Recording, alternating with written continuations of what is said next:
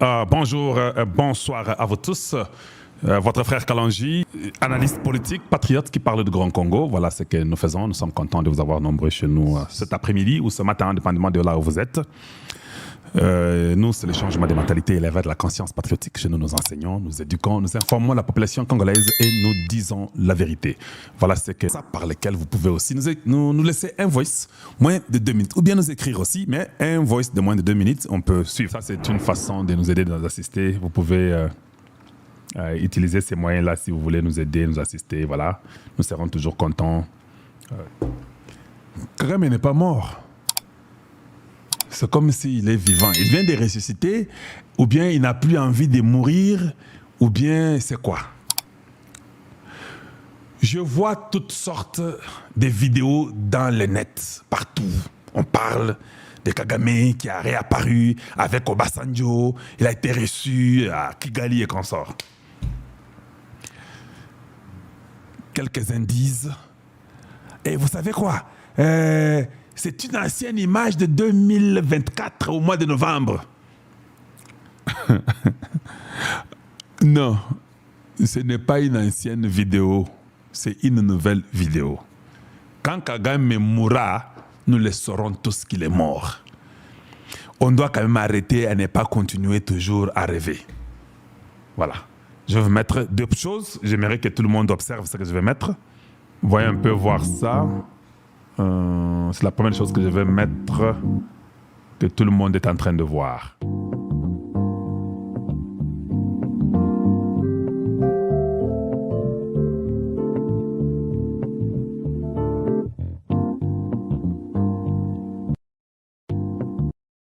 Voilà, donc, maintenant, ce qui se passe, c'est quoi? Ce que je vois, par exemple. Les gens disent que ce n'est pas vrai, c'est une... ils disent ceci, c'est une ancienne photo de novembre 2024. Ok. Maintenant, c'est là où j'aime Kalonji Mulumba. On fait un peu une petite analyse. Vous ne trouvez pas que c'est une image qui a été répliquée au-dessus de la vraie image? Vous ne pouvez pas voir ça facilement? Parce que les images sont passées en live. Moi, je vous ai montré en live. Ici, la personne écrit et nous prend une photo et nous présente. Pourquoi vous êtes incrédule jusqu'à ce niveau-là? Mis la vidéo vivante. Alors, arrêtons un peu de faire un jeu pas intelligent, de vouloir faire croire aux gens que Kagame, il est mort. Il n'est pas mort. Vous pensez que Dieu ne va pas nous aider pour qu'on nous dise la vérité? Nous avons quand même les gens à Kigali, non? Qu'on vous dise combien de fois que le gars est là. Vous ne comprenez pas toujours. Même les autorités du Congo, il y a quelques-uns qui croient qu'il est mort. On demande aux diplomates que nous connaissons dans le monde, ils disent non, the guy is good. Mais vous venez nous dire dans les médias avec vos images stupides pour dire aux gens, il est mort. Même quand il sort, vous le voyez, vous dites qu'il est mort. Mais ce que vous devriez faire, Kalonji va vous aider. Pourquoi Kagame a voulu rester silencieux depuis le 6 juin jusqu'à aujourd'hui? C'est ça ce qui est important, que vous deviez réfléchir. Qu'est-ce que cela a impliqué? Pourquoi il n'a pas voulu être à l'extérieur ou faire parler pendant 2 semaines? Quel est son plan? Il pense à quoi? Mais vous, par contre, c'est... Oh non, à confirmation que ça y était, voilà ça y était. Tu as l'intention de refuser? Pas possible. Qu'est-ce qu'on va vous dire d'autre? Quand vous êtes une autorité congolaise, vous n'avez même pas de l'intelligence. Quand je parle de l'intelligence, je ne passe pas du cerveau. Hein. Je parle de l'intelligence, c'est-à-dire que vous n'avez pas l'information vraie de savoir que le gars est encore vivant. Donc, vous avez perdu votre temps pendant 2 semaines à chanter, à dire qu'il est mort, pendant qu'il n'est pas mort. Et vous pensez que lui l'a fait délibérément. Dans la vie, il n'y a rien de gratuit.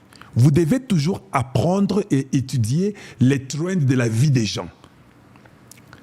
D'ailleurs, quand je suis parti sur AI me dit, ça c'est la 3e fois que Kagame fait toujours ça. AI me dit ça. La première fois, il l'a fait en 2014, où partout tout le monde au Congo était content qu'il était mort. La 2e fois, il l'a fait en 2021. Et maintenant, il vient de le faire maintenant. où il passe des semaines invisibles, il n'est pas là. Ça, c'est AI qui commence à m'apprendre, moi. Vous ne faites pas les mêmes efforts là que je fais. Et il y a des gens qui vont continuer. Non, le gars est mort, j'ai des informations. Quelle information tu as? Tu n'as aucune information. Quand il mourra, nous vous dirons. Il n'est pas mort. Il est mort par où? Par quelle magie? On l'a enterré où?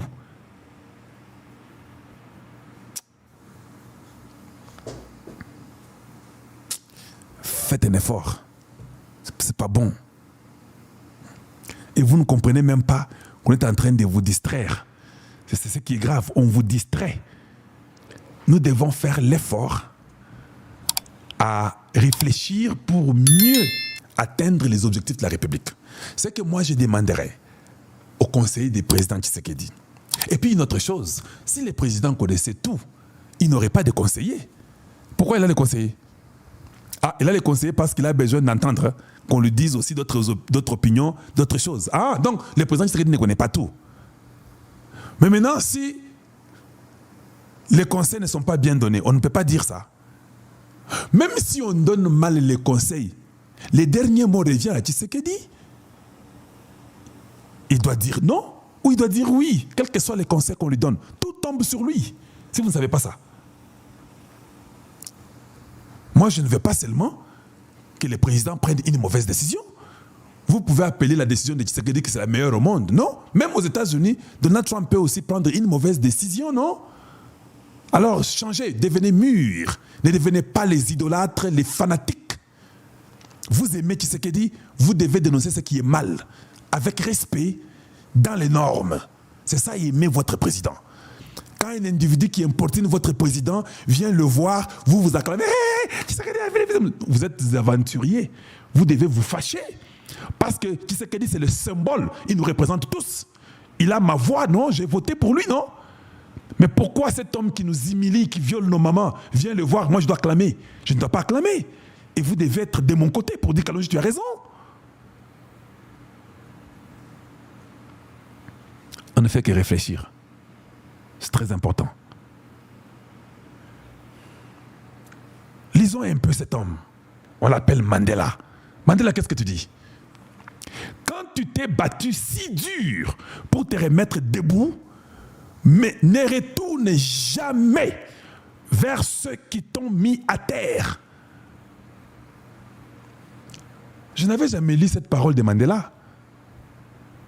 Mais voilà pourquoi je suis contre les dialogues, s'il y en a. Tshisekedi, nous l'avons tous vu, comment il a souffert, comment il a été combattu. Or, Tshisekedi était notre symbole, il nous représentait nous tous. Donc, nous avons souffert avec lui. C'est exactement comme la Bible. Nous avons été tous cloués en Jésus-Christ, morts avec lui à la croix. Quand Tshisekedi vous donnait le vote et qu'il est président, quand il souffre, nous souffrons avec lui. Nous avons le droit de nous rebeller et de se fâcher quand ça ne va pas. Mûrissez seulement, c'est ça que je veux. Aidez Tshisekedi avec le cœur de l'assister pour qu'il réussisse. Il a été combattu par ces gens-là. Parce que c'est la même chose depuis l'indépendance. Vous n'avez jamais vu, il est en train d'insulter Lumumba. Vous ne connaissez pas ça? Vous voulez des vidéos pour qu'on vous les donne, que vous puissiez voir ça? Ça a existé depuis l'indépendance. Ça fait 65 ans où nous avons les gens qui ne sont pas mûrs dans la politique et qui tournent autour des dialogues pour retenir le développement de toute une nation. Nous, on doit acclamer ça? Non, on dit non.